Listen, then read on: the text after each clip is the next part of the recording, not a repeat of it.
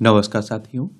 तो चलिए आज के दैनिक जागरण में क्या खास खबरें हैं उन्हें हम लोग एक एक करके देख लेते हैं। और याद रखिए दैनिक जागरण का राष्ट्रीय संस्करण है, तो इसमें आप लोगों को महत्वपूर्ण खबरें ही देखने को मिलेंगी। 5,000 में बिका था नेट का पेपर। जांच अधिकारियों का दावा, परीक्षा से एक दिन पहले ही लीक हो गया था पेपर और 17 जून को ही गृह मंत्रालय और शिक्षा मंत्रालय को दी गई थी इसकी जानकारी। परीक्षा से पहले ऐसी अफवाहें प्रसारित होने के चलते गंभीरता से नहीं लिया गया और परीक्षा के बाद टेलीग्राम पर मौजूद पेपर जांचा गया तो पता चला पेपर वही था। प्रधान ने छात्रों को फिर दिया भरोसा तो विपक्ष को दी नसीहत। एक बात आप सभी जानते हैं कि अभी हाल ही में मेडिकल के स्नातक पाठ्यक्रमों में जो प्रवेश परीक्षा होती है नीट, उसमें भी धांधली की बातें हो रही हैं, उसका भी पेपर लीक होने की बातें हो रही हैं। और नेट आप देखते हैं कि JRF आप लोगों ने सुना होगा, उसका भी पेपर लीक होने की बात हो रही है। एक करवाती कौन है agency? NTA, national testing agency है ना, वो करवाती। इसकी स्थापना 2017 में हुई थी। अरे हे मानव, ये महा एजेंसी कम से कम कोई एक पेपर तो करवाइए जो निष्पक्ष हो। और कम से कम आप देखिए छात्रों को लगे, छात्रों को ये भरोसा रहे कि वो अगर ईमानदारी से पढ़ाई करते हैं, मेहनत करते हैं तो उनका सिलेक्शन पक्का होगा, कोई उसमें गड़बड़ी नहीं होगा। क्योंकि बच्चों से माँ बाप को बहुत उम्मीदें रहती हैं, ये तो आप सभी जानते होंगे। अब फिर आप देखते हैं कि जांच पर बातें होती रहेंगी, फिर पेपर लीक होगा। और ये हाल राज्यों का भी है। पश्चिम बंगाल चले जाइए, मध्य प्रदेश चले जाइए, उत्तर प्रदेश चले जाइए, आप लोग हर जगह यही हाल है। एक पेपर आप देखते हैं ईमानदारी से पूरा नहीं हो पा रहा है। बिहार में कोटा 50% से 65% करने का निर्णय रद्द हुआ है। आरक्षण की बात हो रही है। पटना हाईकोर्ट ने सुनाया निर्णय, याचिका में आरक्षण बढ़ाने की फैसले को दी गई थी चुनौती। और ये आप देखिए क्या बदलाव हुआ था। SC के लिए 16 से 20% किया गया था, SC के लिए 1 से 2%, OBC के लिए 12 से 18%, EVS के लिए 18 से 25%। राज्य ने गत वर्ष SC ST व पिछड़े वर्ग के लिए सरकारी नौकरियों व शिक्षण संस्थानों में बढ़ाया था आरक्षण। और सुप्रीम कोर्ट में अपील के लिए हाई कोर्ट ने नहीं जारी किया सर्टिफिकेट, ये भी आप याद रखिएगा। ये आप देखिए बिहार सरकार ने जाति बार गणना भी कराई थी ना, उसके बाद ये आप देखते हैं कि आरक्षण बढ़ाया गया था। और आप देखते हैं कि इसके बाद गौरव कुमार एवं अन्य ने याचिका दायर कर 21 नवंबर 2023 को पारित कानून को चुनौती दी गई थी। और यह कानून लागू होने से सामान्य सैनिक अभ्यर्थियों को 35% पद ही सरकारी सेवा में दिए जा सकते हैं, जिसमें आर्थिक रूप से कमजोर EWS वर्ग के लिए आप देखिए 10% आरक्षण भी शामिल है इसमें। तो उसी को लेकर बातें की गई थी।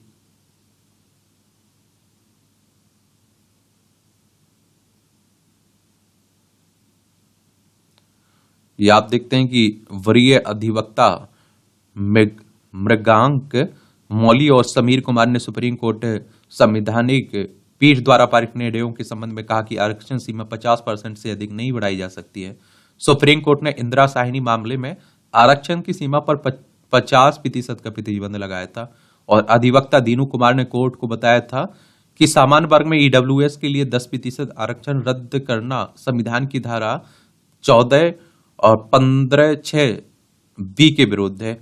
उन्होंने दलील दी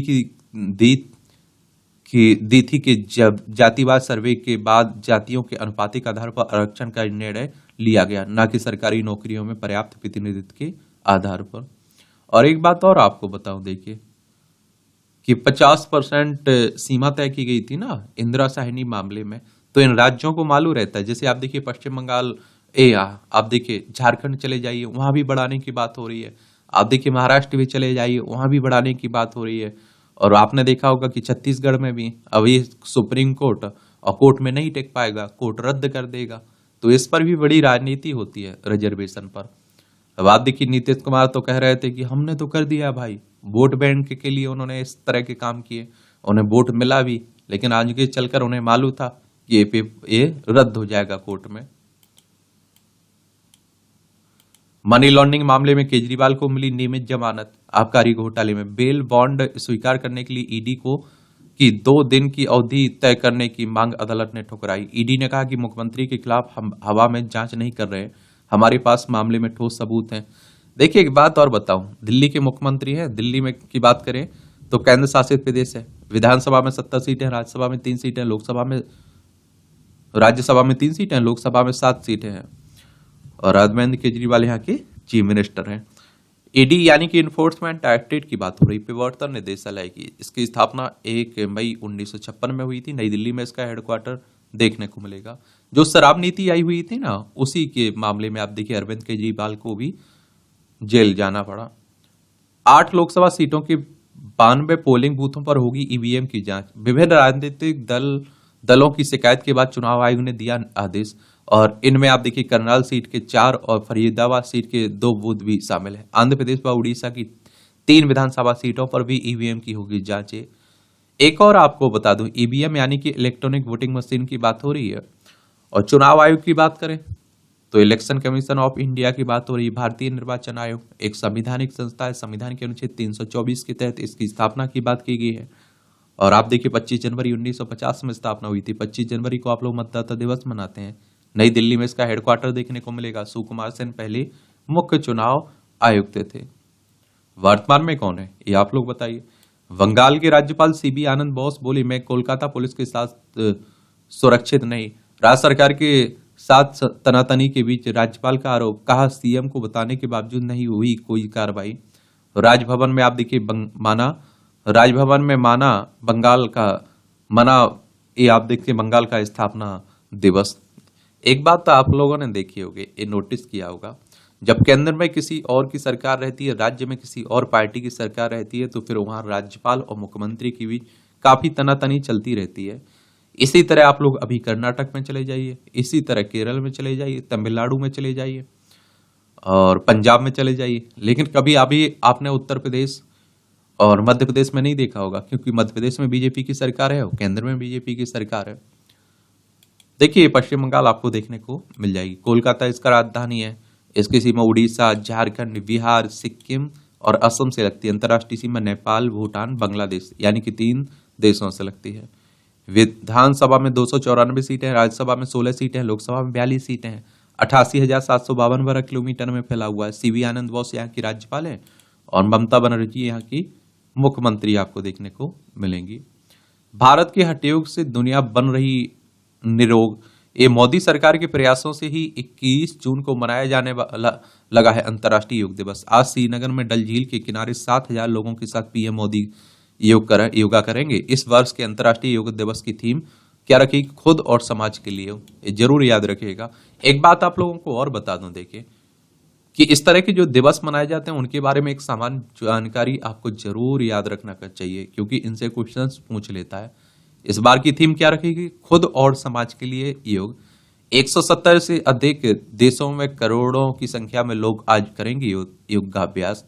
और आप देखिए 23.40 करोड़ लोगों ने किया था योगाभ्यास पिछले साल योग दिवस पर दुनिया भर में।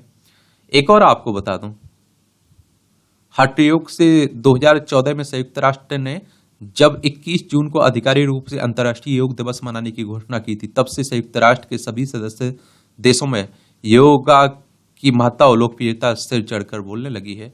संयुक्त राष्ट्र की बात करें तो यूनाइटेड नेशंस की बात हो रही। 24 अक्टूबर 1945 में इसकी स्थापना हुई थी। न्यूयॉर्क यूएसए में इसका हेडक्वार्टर देखने को मिलेगी।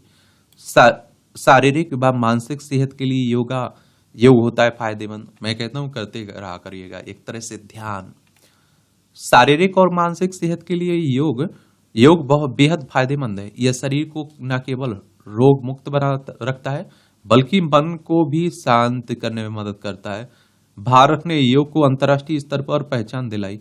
भारत योग के मामले में एक तरह से आप देखिए विश्व गुरु है। इसके जरिए सांस्कृतिक एकता को भी बढ़ावा दिया है और इसलिए 21 जून को मनाया जाता है योग दिवस।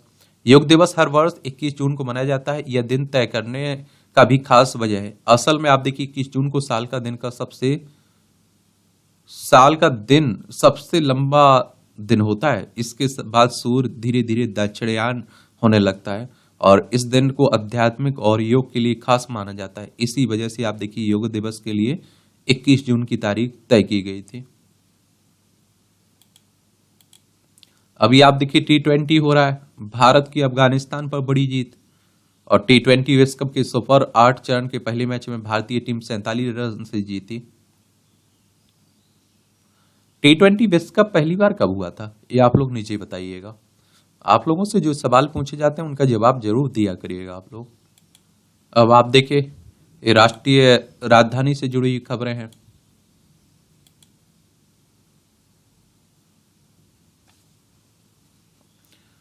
2025 तक दिल्ली के सभी 383 गांव में पीएनजी की आपूर्ति की बात हो रही है। ये उपराज्यपाल साहब कह रहे हैं। नेहरू पार्क के चारों तरफ साइकिल ट्रैक जनता को समर्पित हुआ है।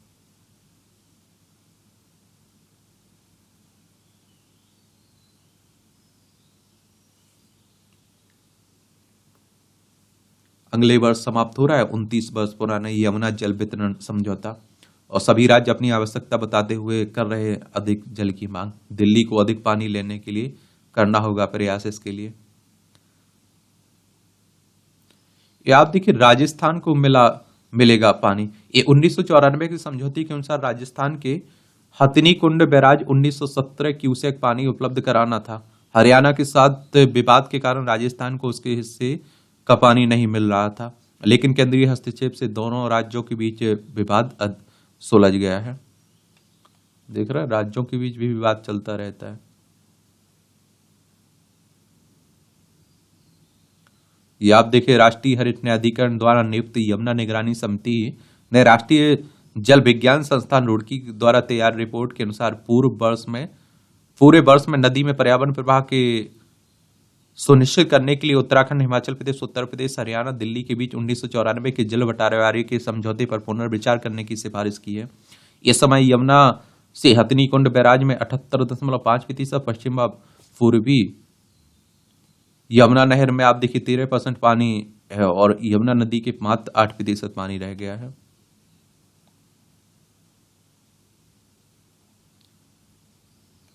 वर्टिकल गार्डन की जगह लेगी स्वदेशी बेल। असामाजिक तत्व के गमले और सिंचाई के सहन चोरी करने के बाद निगम का निर्णय। 2018 में निगम ने 10 से ज्यादा फ्लाईओवर के पास किया था ये सुंदरीकरण। अच्छी बात है। अब देखिए, राजनीति की बातें हो रही हैं खूब। अब पेपर लीक हुआ तो आप देखिए विपक्ष साध रहा है निशाना, और आप देखते हैं कि साधेगा, नॉर्मल सी बात है। आईटीबीपी प्रवेश परीक्षा में हुई थी गड़बड़ी। अब आप देखिए, मैं कह रहा हूं कि कोई एक पेपर उठा के देखिए जिसमें गड़बड़ी की बातें ना होती हो। मध्य प्रदेश में पटवारी में कितनी बातें हुई, लेकिन आप देखते हैं कि सरकार ने नहीं माना और वो पेपर रिजल्ट भी दे दिया, नियुक्ति भी कर दी। अब आप देखिए, जिनका ईमानदारी से पढ़ा होगा, नहीं हुआ होगा, उन पर क्या बीती होगी, उनके परिवार पर क्या बीती होगी। नीट रद्द करने की मांग पर केंद्रीय व एनटीए को नोटिस, काउंसलिंग पर रोक नहीं। 6 जुलाई से शुरू होगी काउंसलिंग और 8 जुलाई को सुप्रीम कोर्ट करेगा सुनवाई। सुप्रीम कोर्ट की बात करें तो सर्वोच्च अदालत है। संविधान के अनुच्छेद 124 के तहत सुप्रीम कोर्ट की स्थापना की बात की गई है, और 28 जनवरी 1950 में स्थापना हुई थी।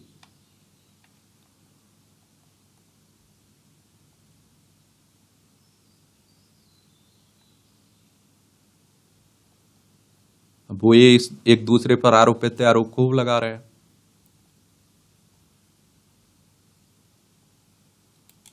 मराठा आरक्षण अधिसूचना में सगे सुआरे को शामिल करने की मांग उचित नहीं है, महाजन कह रहे हैं। महाराष्ट्र के मंत्री हैं। अब आप देखिए, महाराष्ट्र में भी तो आप देखते हैं कि मराठा आरक्षण की बातें हो रही है ना, रिजर्वेशन की। ये बड़ा विवादित मुद्दा है रिजर्वेशन। इस पर जब भी आप लोग बोलते हैं बड़ा सधा हुआ बोला करिएगा। आप लोगों को पॉजिटिव पॉइंट भी याद रखना है, और आप देखते हैं कि नेगेटिव पॉइंट भी आप लोगों को याद रखना चाहिए।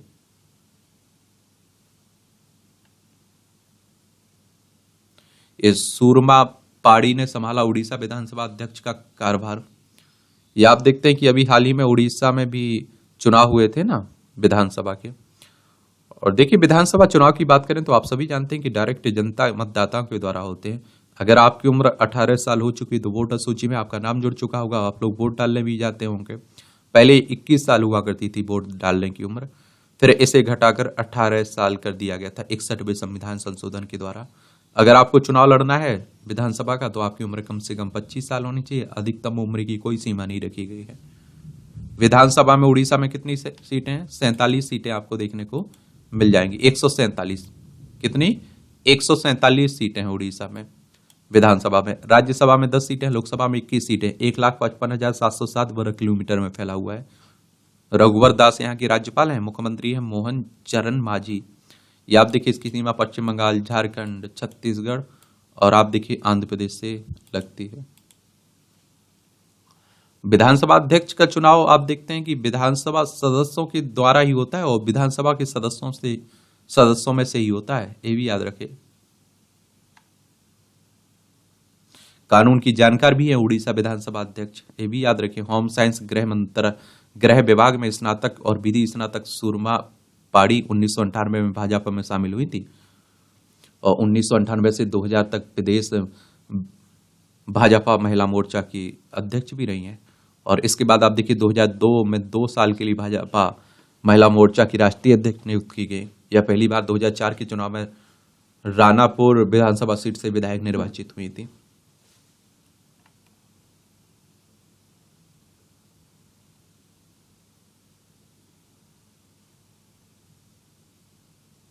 आंध्र प्रदेश के पूर्व सीएम जगन मोहन के 500 करोड़ के राजमहल को चंद्रबाबू ने बताया फिजूल खर्ची। अब आप देखिए चंद्रबाबू नायडू मुख्यमंत्री बन चुके हैं तो यहां भी चलती रहेगी।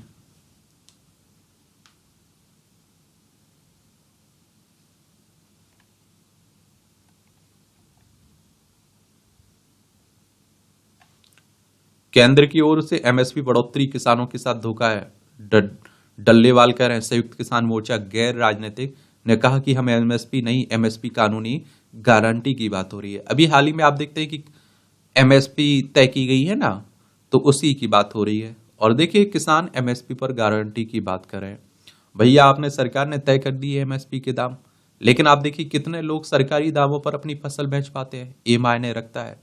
और वो बिचौलिए लेते हैं उनकी फसल और वो बिचौलियों को बेचने के लिए मजबूर भी रहते हैं, क्योंकि सरकारी दुकानों तक ले जाना, वहां आप देखते कई दिनों तक अपनी लाइन में लगे रहना, तुरंत पैसा ना मिलना, इस तरह की बहुत सारी समस्याएं रहती हैं। तो ऐसा कहा जा रहा है किसानों के द्वारा कि भैया एमएसपी पर एक कानून ले आइए, गारंटी कानून, कि अगर आपने 2,000 रुपये में कुछ तय किया हुआ है कि प्रति क्विंटल लेंगे कोई फसल, अगर उससे कम में कोई बिचौलिया व्यापारी खरीदता है तो उस पर कानूनी कार्रवाई होनी चाहिए। अगर आप सोचे कि सरकार भी उतने में ही खरीद रही है और व्यापारी भी उतने में खरीद रहा है और व्यापारी आप देखते हैं कि बड़े आसानी से घर से ले जाता है, वो सुविधा रहती है, तो कम से कम उसे बेच पाएंगे।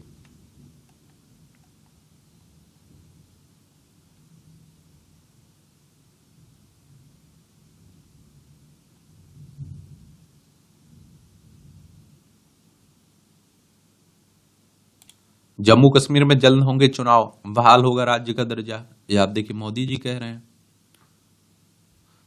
3,300 करोड़ की योजनाओं का शुभारंभ और शिलान्यास किया। 2,000 आप देखते हैं युवाओं को नियुक्ति पत्र भी बांटे। देखिए यहाँ की बात हो रही है जम्मू कश्मीर, पाकिस्तान से इसकी सीमा लगती है। राज्यों में लद्दाख जब हिमाचल प्रदेश और पंजाब से लगती है। 370 हटने के बाद आप देखिए 35 से हटने के बाद 2 भागों में बांट दिया गया था ना, लद्दाख और जम्मू कश्मीर।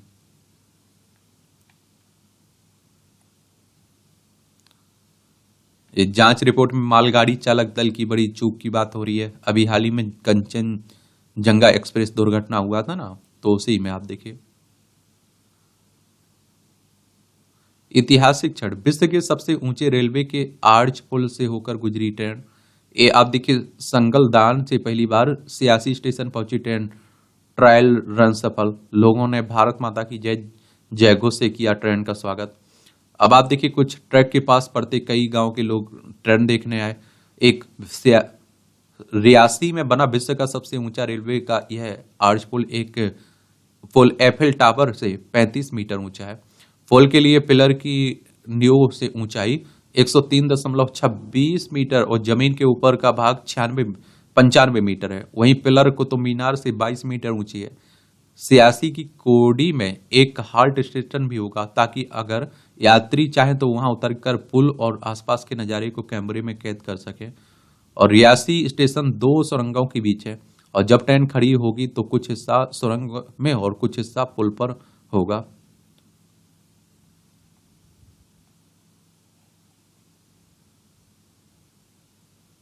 ये महाकुंभ से पहले दिल्ली से प्रयाग तक इंस्टॉल होगा कवच। ये आप देखते हैं कि कवच रेल सुरक्षा के लिए बात होती है ना, कि अगर आप देखते हैं कि ट्रेन सुरक्षा प्रणाली कवच की बात हो रही है, इसमें क्या रहता है कि अगर आप देखिए एक ही पटरी पर दोनों ट्रेनें आ रही हैं तो पहले से सतर्क कर दिया जाएगा, ब्रेक अपने आप लग जाएंगे, तो उसी की हो रही बात। हिंदू मुस्लिम सिख ईसाई सबकी बड़ी कमाई, ये उज्जैन की बात हो रही है। मंदिरों में गूंजने वाले प्रार्थना से सच हो रहा है मंत्र भी। गांव में शहरी दुकानों व मोबाइल से आया बदलाव, ये कहा कि दुर्ग की बात हो रही है। गांव में भी अब शहरों की तरह घर ऑनलाइन शॉपिंग कल्चर, अच्छी बात है। डिजिटल इंडिया की बातें होती रहती हैं। बाकी आप देख रहे हैं गर्मी पड़ ही रही है, उसमें कोई दोहराए नहीं है।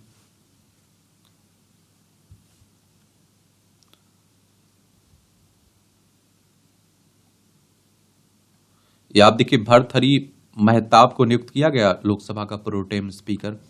कांग्रेस ने भर्तृहरि महताब की नियुक्ति पर सवाल उठाए। नए लोकसभा अध्यक्ष का चुनाव 26 जून को होना है ना, और लोकसभा अध्यक्ष का चुनाव लोकसभा सदस्यों में से ही होता है और लोकसभा सदस्य ही करते हैं, ये बात याद रखिएगा। ये 18वीं लोकसभा के लिए चुनाव हुए थे। 543 सीटें हैं लोकसभा में।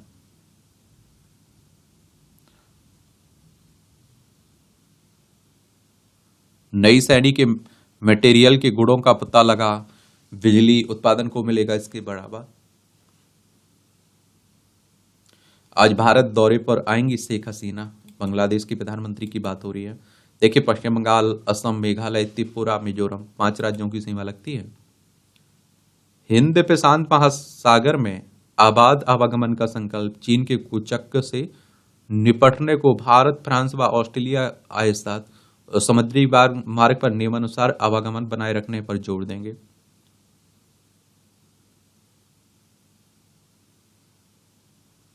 ये अदालती समन भारतीय डाक की ई पोस्ट सेवा से भेजने का पायलट प्रोजेक्ट। देश में पहली बार आप देखते हैं कि अदालती नोटिस या समन भारतीय डाक की ई पोस्ट सेवा से भेजने की पहल हो रही है ना। केरल हाईकोर्ट ने समन, नोटिस और आदेश प्रतिवादियों को भारतीय डाक सेवा की ई पोस्ट सेवा के भेजने का फैसला किया है। फिलहाल कोची में यह सुविधा पायलट प्रोजेक्ट के रूप में शुरू की जा रही है। नाहन में हिमाचल की बाहरी मुस्लिमों की दुकानें नहीं। गौहत्या का वीडियो व फोटो इंटरनेट मीडिया पर प्रसारित करने पर व्यापार मंडल ने लिया निर्णय।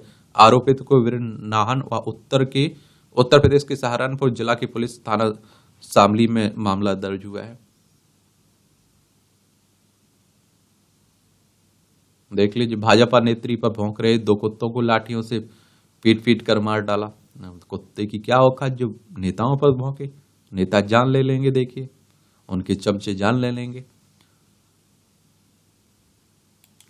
देश भर में भेजे गए धमकी भरे ईमेल की जांच सैनकॉप्स को। ये आप देखते मई में दिल्ली और उसके आसपास 100 से ज्यादा स्कूलों को बम ब्लास्ट करने की धमकी दी गई थी। 15 मई को चंडीगढ़ स्थित मेंटल हेल्थ सेंटर को उड़ाने की धमकी दी गई थी। पहले भी इस तरह की धमकियां दी जा चुकी हैं। ये आप देखिए बंगाल सरकार 1.5 लाख से अधिक शिक्षकों की जानकारी करेगी सार्वजनिक। ये आप देखिए कलकत्ता हाईकोर्ट ने गुरुवार को बंगाल सरकार को 1.5 लाख से अधिक सरकारी स्कूलों शिक्षकों की जानकारी सार्वजनिक करने की बात हुई है।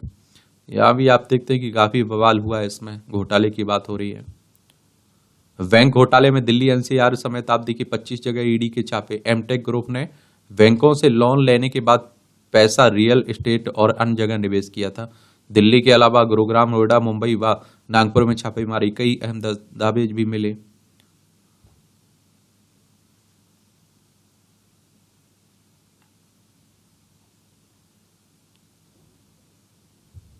प्रचंड गर्मी से हज करने गए 58 भारतीयों की मौत हुई है।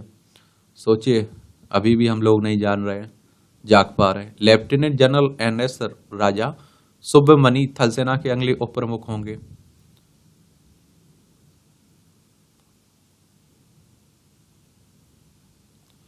खराब होती रक्त धमनियों को तेजी से ठीक करने में मददगार है योगा।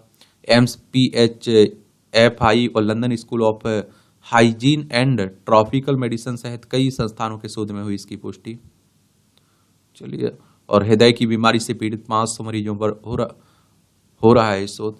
योगा करते रहा करिएगा, ये अगर फायदा नहीं पहुंचाएंगे तो नुकसान जरूर नहीं पहुंचाएंगे। जल्द सस्ता हो सकता है स्वास्थ्य बीमा। ये आप देखते हैं कि जीएसटी काउंसिल की आगामी बैठक में 5% की जा सकती है कर की दर।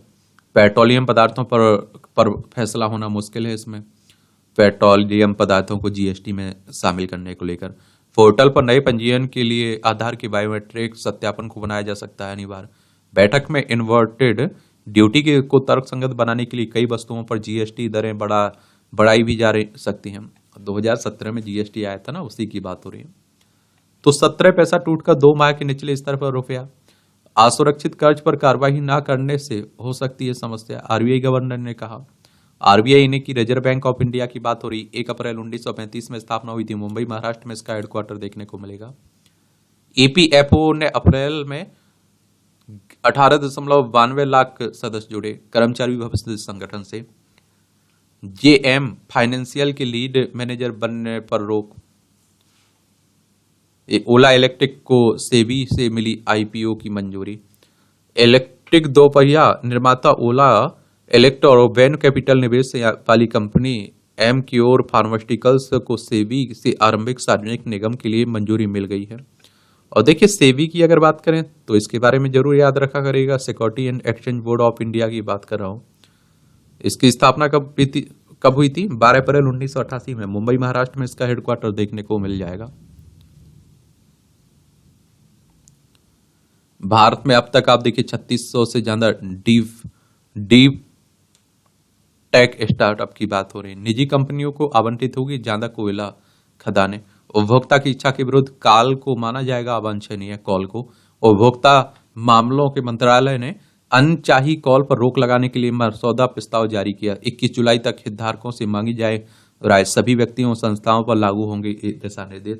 और आपने देखा होगा कि आजकल एक जैसे नंबर आने लगे। पहले कंपनियों के अलग नंबर दिखते थे, अब तो आप देखिए मालूम नहीं चलता है किसी कंपनी का है या कोई व्यक्ति कॉल कर रहा है हमें। दुनिया का तीसरा सबसे बड़ा घरेलू विमान बाजार बना भारत है। या आप देखिए, भारत दुनिया का तीसरा सबसे बड़ा घरेलू बाजार बन गया है। 10 साल पहले भारत लगभग 80 लाख सीटों के साथ 5वें स्थान पर था। चौथे स्थान पर इंडोनेशिया और तीसरे स्थान पर ब्राजील था। अमेरिका, चीन पहले और दूसरे स्थान पर था। और ओएजी डाटा के अनुसार भारत अप्रैल 2024 में 1.56 करोड़ सीटों की एयरलाइन क्षमता के साथ तीसरे स्थान पर आ गया है। अच्छी बात है। वित्तीय क्षेत्र की कंपनियों को मिले कर प्रोत्साहन। मैन्युफैक्चरिंग को बढ़ावा देने वाली नीति पर हो फोकस। अब बजट आना है ना, अंतरिम बजट आया था चुनाव के पहले, तो उसी की बात हो रही है। वार्षिक वित्तीय विवरण की बात की गई है ना अनुच्छेद 112 में। बजट शब्द का तो उल्लेख नहीं किया गया हमारा। स्विस बैंकों में भारतीयों का जमा धन 4 साल के निचले स्तर पर। केंद्रीय बैंक की रिपोर्ट 2023 में आप देखिए 70% की तेज गिरावट के साथ 9,771 करोड़ रुपए पर आया। जमा में कमी का कारण वित्तीय साधनों के माध्यम से रखे गए धन में गिरावट। ये भी क्रिप्टो एक्सचेंज बाइनेंस पर 18.82 करोड़ रुपए का जुर्माना लगा है। महंगाई रोकने के लिए खुले बाजार में गेहूं उतार सकती है सरकार। गुरुवार को अमित शाह की अध्यक्षता में हुई मूल्यों की समीक्षा के लिए बनाई गई मंत्रियों की समिति की बैठक। गेहूं समेत अन्य खाद्य पदार्थों की कीमतों पर कड़ी नजर रखने और नीतिगत हस्तक्षेप करने का निर्देश दिया गया है। डीआरआई ने पिछले वित्त वर्ष में 3500 करोड़ रुपए का सामान किया जब्त। राजस्व खुफिया निदेशालय ने विदेश में नौकरी दिलाने के नाम पर ठगी करने वाला कॉल सेंटर पकड़ा गया। 8 गिरफ्तार हुए हैं। थोड़ा आप लोग जागरूक रहिए। आजकल आप देखिए जिस तरह से बेरोजगारी है तो लोग फंस भी आसानी से जा रहे हैं। IREO ग्रुप और ओबेरॉय रियल्टी के एमडी के खिलाफ कार्रवाई पर रोक। सुप्रीम कोर्ट ने AIPL की शिकायत पर पंजाब हरियाणा हाईकोर्ट के फैसले पर लगाई रोक। ये धोखाधड़ी, विश्वासघात, जालसाजी जैसे आरोप का सामना कर रही है ना ये। अब आप देखिए अंतर्राष्ट्रीय खबरें हैं। पड़ोस में चीन की गतिविधियों की निगरानी होगी आसान। श्रीलंका में समुद्री बचाव सहयोग केंद्र का जयशंकर ने किया उद्घाटन। और राष्ट्रपति विक्रम सिंघे से मिले, विदेश मंत्री, द्विपक्षीय संबंधों पर चर्चा हुई। ये आप देखिए हमारा पड़ोसी श्रीलंका है। यहाँ पाक जलडमरू मन्नार की खाड़ी आपको देखने को मिलेगी भारत और श्रीलंका के बीच। उत्तर कोरिया के बाद वियतनाम से भी बड़ी रूस की नजदीकियां।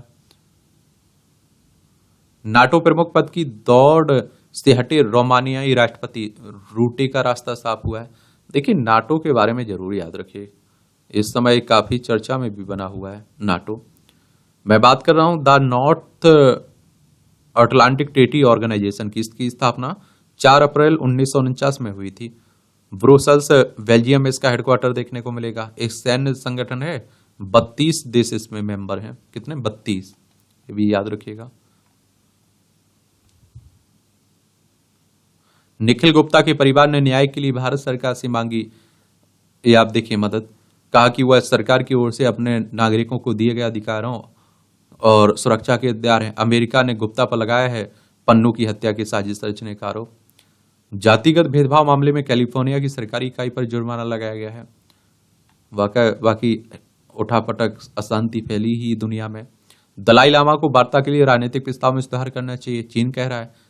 कहा दलाई लामा से वार्ता के बारे में हमारी नीति सुसंगत व स्पष्ट है। तिब्बत से जुड़े मुद्दों के प्रति अमेरिका संवेदनशीलता का सम्मान करे, क्योंकि अभी आप देखते हैं कि दलाई लामा से मिले हुए हैं ना अमेरिकी प्रतिनिधिमंडल, तो उसी को लेकर बात हो रही है।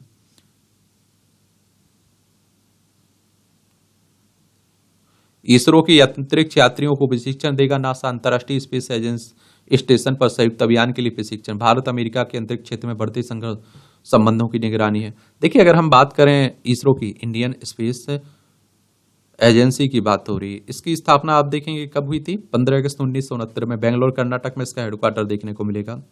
और नासा की बात करें तो अमेरिकी अंतरिक्ष एजेंसी है, इसकी स्थापना 29 जुलाई 1958 में हुई थी। वॉशिंगटन यूएसए में इसका हेडक्वार्टर देखने को मिल जाएगा। कनाडा ने IRGC को आतंकी संगठन घोषित किया है।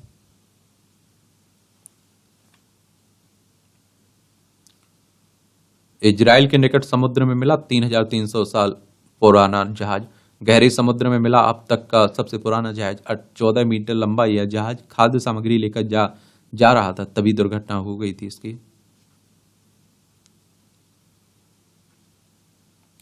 अब आप देखिए खेल का क्षेत्र है, होने दीजिए खत्म।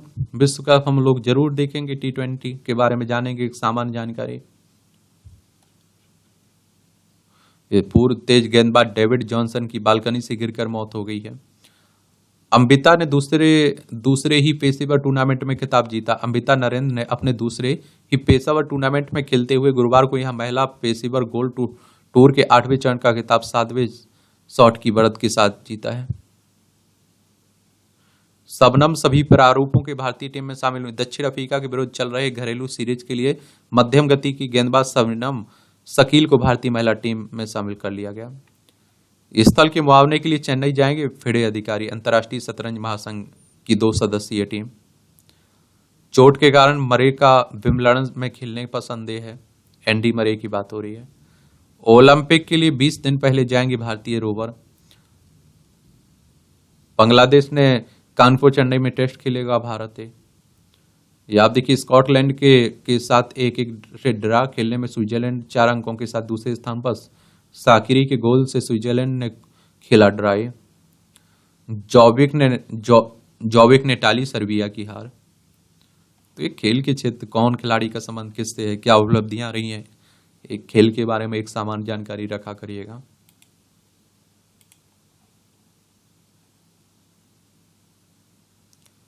रॉक ब्रेकर से टूटेगी गंगा में 2 मीटर मोटी पथरीली सतह। वाराणसी की कैथी से गाजीपुर चकेरी तक 13 किलोमीटर खतरे के निशान चिन्हित। 2.2 मीटर जलस्तर बनाए रखना चुनौती है। लिविंग बिल मामले में हाईकोर्ट ने महाराष्ट्र सरकार को लगाई फटकार। पूछा सुप्रीम कोर्ट के निर्देश को पूरी तरह से लागू क्यों नहीं किया गया, स्थायी सेकेंडरी मेडिकल क्यों नहीं बना सकते हैं। दुर्भाग्यपूर्ण है कि शीर्ष अदालत के फैसले को लागू कराने को याचिका दायर करनी पड़ी। आजकल इस तरह के मामले भी खूब हो रहे हैं।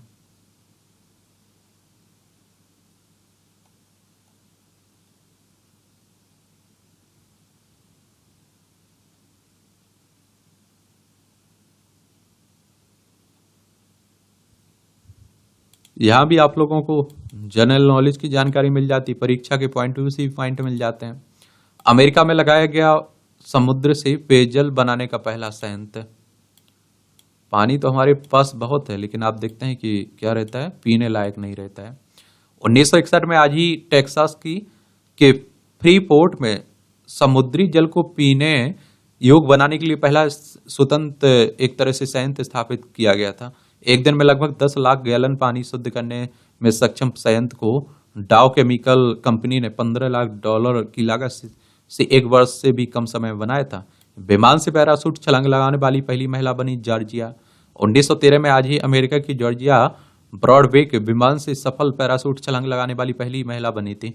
वह 1000 फीट की ऊंचाई पर 30 मीटर प्रति घंटे की रफ्तार से उड़ रहे विमान से कूदी थी। 1912 में अल्बर्ट पेरी ने ऐसा करने वाले पहले व्यक्ति बने थे। हिंदी में श्रेष्ठ जीवनियों में से एक के रचयिता थे विष्णु प्रभाकर। साहित्यकार विष्णु प्रभाकर का जन्म 1912 में आज ही के दिन उत्तर प्रदेश के मुजफ्फरनगर में हुआ था। कैरियर की शुरुआत में चतुर श्रेणी की नौकरी की। 1931 में हिंदी मिलाप में पहली कहानी के प्रकाशन के साथ उनका साहित्यिक सफर शुरू हुआ।